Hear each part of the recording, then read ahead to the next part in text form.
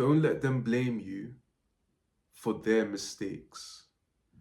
I've had quite a few narcissistic relationships, and I'm not even just talking about the intimate relationships. I'm talking about the ones with my parents. One thing I say about the people that make you the villain of their victimization story is you can't take it seriously and you can't take it personally. Everybody is living on the earth for their first time and for likely their last time. So whenever somebody treats you like shit or treats you like crap in a way, you've got to kind of desensitize yourself from the fact that it's happening. But don't ever let them blame you for the fact that they have their own wrongdoings or that they're their own shit people. I've had so many different relationships where a person hasn't healed from what they've gone through in the past. And as a result, they take it out on me.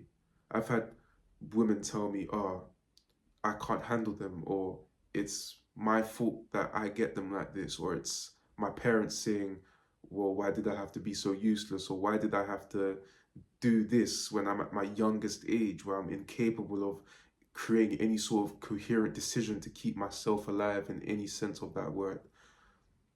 But it happens to so many people and on such a deeper level that we internalize those words and those meanings, and we don't differentiate themselves from our own basis identity, and thus we become the things in which people tell us. What then happens is we grow up and we have this insatiable practice of bringing ourselves down as a result of what people have ingrained in our own psyche. And what happens is you become that. You blame yourself for all the things that happen.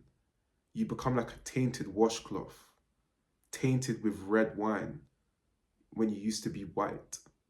And those people, their words ring in your head subconsciously as if some dull, sharp, stinging pain that you're unable to find or locate.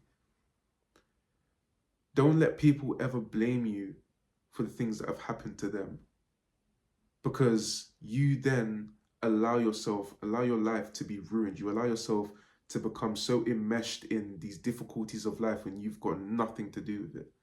You're your own person with your own struggles and your own wishes and your dreams. The people that have their own insecurities and inadequacies have those that they need to deal with by themselves.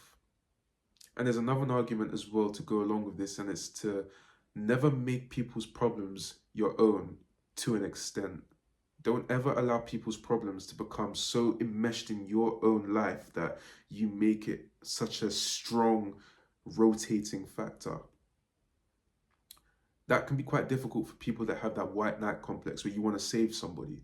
You want to help them out so much that you want to give them money. You want to talk about their problems continuously and you never talk about your problems. I had that recently, in fact, and I had to check myself. I had to say to myself, Jermaine, what the fuck are you doing?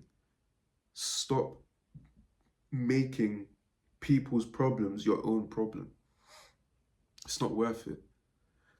You should be doing a whole lot more with your time. And if you're not making money, if you're not growing, if you're not working on yourself spiritually, working on your health, your mental health, you're wasting time.